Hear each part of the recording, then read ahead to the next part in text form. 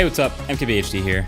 Pixel 5. Google Pixel 5. You know, if you think about it, it's actually kind of funny that Google makes smartphones just because, you know, you and me both know Google as a software company and an ads company, but we really know their specialty is software. Yet every year we have these huge expectations like they're gonna blow our minds with some amazing Pixel hardware, but they never do. They never really do because Pixel hardware has never actually been that great. They've never had the best screens or the best designs. They've never had the biggest sensors or the most RAM. Pixel has never really been about that. So now it just seems that 2020 is the year Google not just recognizes that, but embraces that the Pixel is all about the software. So they're not even making a $1,000 crazy high-end flagship hardware phone this year. They're not even gonna try. The Pixel 5 is $699, and it's just a vessel for all of the best software that Google makes, and the result is a pretty nice phone. It's a pretty nice phone. Not some mind-blowing, bleeding-edge, hard-ass phone, just a nice phone. This metal build, losing those hardware bells and whistles from last year, I actually think made it better, to be honest. So no radar system up in the top and the huge bezel for some flashy gestures I'll never use and face unlock. Instead, just a selfie camera cutout. All screen up on the front of this phone, thin symmetrical bezels. Like I said, it's not a stretch to say this is the best looking front of a Pixel ever, just by keeping it simple. The back material, we kept getting told by Google that it's metal, right? And it is, but then that metal is underneath a coating of this kind of soft touch textured plastic. It seems like it's wearing well. It doesn't have any staining problems or anything like that, except the power button is still glossy. That's a little different from the rest of the body. But yeah, the result is this pretty clean and well-built design, no seams. I've seen some headlines of people getting Pixels that weirdly have the back slightly detached, like separated from the front glass piece here. Super odd, but clearly mine doesn't have that issue at all. It's water resistant, which is awesome. There's a classic, fast, reliable fingerprint reader back here that can double as a notification shade pull down if you're into that. And then there's a cutout in the back for wireless charging, which is clever, but overall pretty understated, I would say. The phone is small. It's a 6-inch edge-to-edge display, but it's small. It's smaller than the iPhone 12, smaller than a lot of other flagships, and I think a lot of people appreciate that. And I don't know what it is about this green tech, all this green stuff coming out, but yeah, green's not really my color. I would probably do the other color, which is black, or big brain status. You can grab a case from channel sponsor Dbrand and pick any color you want, and they've actually been refining their materials on this grip case, which has this new texture along the sides with literally tens of thousands of these tiny little micro dots on the surface to give you more grip. So it kind of feels like a tame version of that old OnePlus Sandstone. So if you want to get a grip, link will be below that like button, as always. So okay, they definitely took a step back from the premium hardware of previous years. Even on the inside, the vibration motor in this phone has taken a step down. It's a very standard, kind of sloppy feeling, regular vibration motor. No headphone jack, no earpiece speaker too.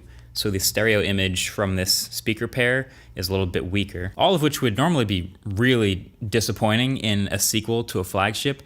But I guess you can't really look at this phone as a sequel to a flagship. It's a different price point. It's $699, so it's actually not really shocking at all. The display on the front is par for the course. It's a 6-inch diagonal, 1080p, 90 Hz OLED, and with a pretty nice colors and a decent max brightness.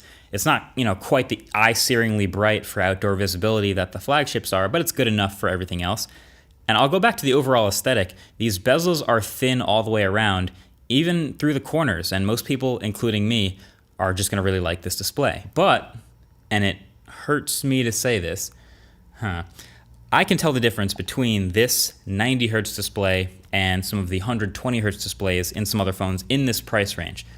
Now again, most people won't, and it's kind of fair to point that out, but this is my review and you would want to know the things that I notice, so this is something I'm noticing.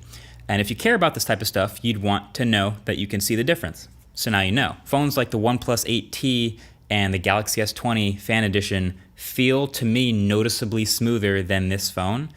Now, this phone is also trying to throttle down from 90 Hz all the time, and you might have to force 90 Hz to keep it at 90 Hz. But generally, if you'd want to know that, now you know, but most people won't have any problem with this 90 Hz display. Also, there just aren't very many Snapdragon 765G phones at 120 Hz, so this setup really is more balanced between performance and efficiency. And this phone never really felt slow, which is good. It just never felt quite as fast as a 120 hertz flagship to my calibrated eye. And I think that's actually more because of the display than the chip. So a lot of people got mad because Pixel was going down to a Snapdragon 765G, which is technically a weaker performer on paper than the one in the phone that came before it. How could they do that? But I actually think this was a great idea for the efficiency gains, and this is actually a performance difference that I think no one, including myself, would actually notice. So when you combine this chip and 8 gigs of RAM with Google's software wizardry, you get a phone that feels just fine in everyday use and performance and even through gaming, and a battery life that's actually mind-blowing. I failed to kill this phone in a day, every single day, for 2 weeks. Now I realize this is quarantine life and I'm not in a 5G area, so this isn't the hardest possible use that this phone will ever see, but the fact that I'm ending a lot of days with 4 hours of screen on time and 50% battery left, to me, says this battery is pretty much good to last all day for anyone. Even forcing 90 hertz in the developer settings, like I mentioned earlier, didn't kill this phone much faster. Keeping the screen on as often as possible didn't kill this phone in a day.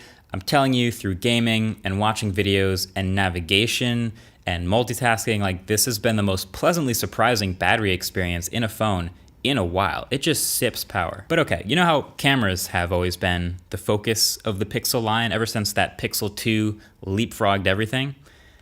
Well, this camera is the maximum proof of Google's software over everything approach. This camera uses the same sensor as that Pixel 2. So since then, sensors have clearly gotten way bigger and higher resolution, and apertures have gotten wider, and hardware tech has advanced a lot. But Google has stuck with their software special of maximizing not that amazing hardware.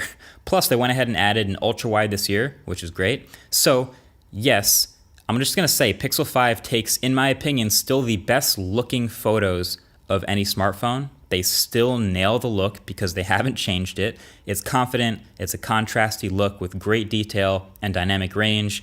Definitely my favorite look. But the lead the Pixel camera used to have over the rest of the crowd has narrowed a lot. And honestly, other smartphone cameras can do things just as well, sometimes better, with better hardware. Better natural blur from bigger sensors, better detail from higher resolution 50, 64, 100 megapixel sensors. So it makes me wonder how much longer Google can keep sticking to this formula. I know Mr. Mobile in his video on the Pixel 5, he compared the Note 20 Ultra versus the Pixel 5 at night. And of course at night, you get some interesting observations about how a bigger sensor gathers way more light and can create real depth instead of having to fake it with software. So really good video, I'll link his review below. But yeah, bottom line, Pixel 5 camera is really, really good, but I kind of wonder how much longer this setup will have at the top before the hardware work passes it. Knowing Google and their tendency to lean on software, maybe they'll stick with it a little too long. The software is just still so killer though. I love the exposure and contrast adjustment sliders that are still here. Also, there's these little alignment tricks for the horizon and for it to take perfectly flat top-down shots. There's portrait lighting and portrait light editing inside of Google Photos, which is crazy. I've never seen it before, but it works really well. And you've got night sight selfies, night sight portrait mode. I like that it suggests portrait mode now when it recognizes a person as a subject, and the automatic night sight switching at nighttime when it detects a dark scene. It's all basically software magic. Some of it takes a little bit longer to process though, since there's no dedicated image processor anymore. So it takes a few seconds after snapping an image for the 765G to actually process it, for you to view it. And that doesn't feel as premium when you have to wait for your photo, but the wait is clearly worth it. And hey, all the Android 11 features, all the Pixel features you could possibly want are also here in this phone, minus Squeeze for Assistant, but I think that's because of the metal build, they got rid of that. But Google doesn't have to hold back any software experiences to protect their higher end, more expensive phones from cutting sales from them, because this is their highest end, most expensive phone. So they get everything. So the call screen feature from last year is still great. The Recorder app with live transcription and search, still super useful. The live captioning of any and all audio going through the phone, like videos you're watching or music lyrics or phone calls. And there's also some new stuff like the new wallpaper picker preview in Android 11 and making Google Assistant wait on hold for you, which I haven't gotten to work yet, but sounds like something Google would figure out how to do. So the Pixel, like the Nexus that came before it, and even the Google Play Edition stuff, has always been some of my favorite Android experiences. And there's just something about it, but this one's no different. It's an aesthetic, it's a feeling, it's a look. And the bonus is you get to be right at the front of the line for whatever stuff ends up in the newest versions of Android down the road. So at the end of the day, is the Pixel 5, is this a good phone? Well, here's my take. Yeah, Pixel 5 is a good phone. This is a good device. I think there's an argument you could make that it should have been like $599 instead of $699. And I honestly wouldn't be surprised to see it on sale for that on Black Friday and even after that this year.